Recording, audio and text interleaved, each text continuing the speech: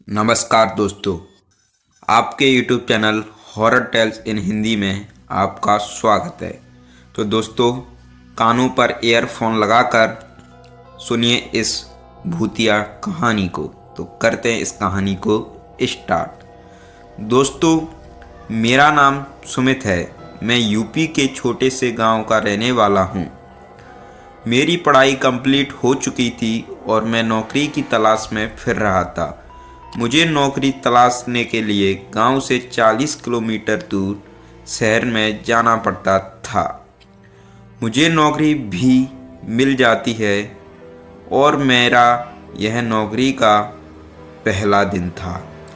और इसी तरह मेरे नौकरी करते करते 4-5 दिन बीत जाते हैं। और एक दिन जब मैं ऑफिस में काम कर रहा था तो मुझे बॉस का कॉल आता है और वो मुझसे कहते हैं कि सुमित, मेरी केबिन में प्रोजेक्ट की फाइल है। अगर तुम उस प्रोजेक्ट को कंप्लीट कर सकते हो तो कर दो। सुमित की नौकरी नई नई लगी थी और वो अपने बॉस को ना कहकर निराश नहीं करना चाहता था और उसने हाँ कर दिया और वो काम में लग गया। और धीरे धीरे कंपनी के सभी लोग जाने लगे और सुमित प्रोजेक्ट को कंप्लीट करने में लगा हुआ था। और फाइनली प्रोजेक्ट कंप्लीट हो गया। और जब सुमित ने अपनी घड़ी में समय देखा तो समय काफ़ी हो चुका था। लगभग रात के 12:30 बज चुके थे और वो समय देखकर ऑफिस से निकलकर अपनी बाइक को उठाकर जाने लगा। और उसका गांव उसके ऑफिस से लगभग 40 किलोमीटर था और वो जा रहा था और 1 बज चुका था और उसके रास्ते में एक हाईवे पड़ता था। रात काफ़ी हो चुकी थी तो हाईवे पर एक भी वाहन नहीं था और सुमित को अब थोड़ा सा डर लगने लगा था कि उसकी बाइक अजीब सी आवाज़ करने लगी और वहीं ख़राब हो जाती है। और वो बहुत परेशान हो जाता है और अपनी बाइक को ठीक करने लगता है और उसकी बाइक फिर से ठीक हो जाती है। और अब सुमित ने लगभग आधा हाईवे पार कर लिया होता है और वो इसी तरह अपनी बाइक से जा रहा होता है कि वो आगे क्या देखता है कि कोई महिला है जो अपने मुंह पर कुछ काला सा दुपट्टा बांधे रखी है।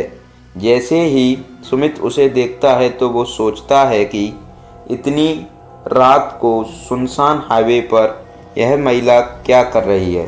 तो सुमित सोचता है कि क्या यह महिला कोई मुसीबत में तो नहीं है और वो उसके पास जाता है और वो पूछता है कि आप यहाँ इतनी रात को क्या कर रही हैं। तो वो उस पर कुछ जवाब नहीं देती है और वो सुमित को अपनी आँखों से लगातार घूर रही है। सुमित को महिला के ना बोलने से थोड़ा अजीब सा लगता है और वो उसको फिर से पूछता है कि आप कहाँ पर जा रही हो। तो अब वो भारी सी आवाज़ में बोलती है कि मैं यहीं पास अपने घर जा रही हूँ। और उसके बाद वो सुमित से कहती है कि क्या आप मुझे मेरे घर तक छोड़ सकते हैं। सुमित भी महिला को सुनसान जगह पर अकेला देखकर मना नहीं करता है और कहता है कि हाँ बैठिए, मैं छोड़ देता हूँ। और सुमित अपनी फिर से बाइक स्टार्ट करने लगता है और फिर से चलने लगता है। और सुमित महिला से फिर से पूछता है कि आप यहाँ क्या कर रही थी। तो इस पर महिला फिर से कुछ जवाब नहीं देती है और सुमित को अजीब सा लगता है और वो उस महिला को फिर से पूछता है कि आपका घर कहाँ पर है। तो महिला कहती है कि बस यही रोक लो। सुमित क्या देखता है कि चारों ओर कोई भी घर नहीं नज़र आ रहा था और वो उसको फिर से पूछता है कि यहाँ तो आसपास कोई घर नहीं है, तो आपका घर कहाँ है। तो वो कोई भी जवाब ना देकर सुमित से पूछती है कि मैं खूबसूरत हूँ या नहीं। सुमित सोचता है कि ये पागल है क्या, मुंह पर दुपट्टा लगाई है और पूछ रही है कि मैं खूबसूरत हूँ या नहीं। लेकिन सुमित फिर भी उस महिला को बोल देता है कि आप खूबसूरत हो। सुमित महिला को बोलता है। जैसे ही महिला अपना मुंह से मास्क को हटाती है और जैसे ही सुमित उसके मुंह को देखता है तो उसके पैरों तले जमीन खिसक जाती है। वो देखता है कि महिला का उसके कानों तक मुंह फटा रहा होता है और वो वहीं पर फ्रीज हो जाता है। वो वहाँ से भागने की कोशिश कर रहा था, लेकिन उसके हाथ पैर सब फ्रीज हो चुके हैं। वो ना काम कर रहे थे और ना कुछ बोल पा रहा था और महिला उसको देखकर क्रीमी सी स्माइल कर रही थी। और इसी तरह सुमित वहीं पर बेहोश हो जाता है। जैसे ही सुमित बेहोश होता है तो वो सुबह देखता है कि कुछ लोग हैं जो उसको घेरा लगाकर खड़े हैं और वो उसको उठाकर अपने घर पर पहुंचाते हैं।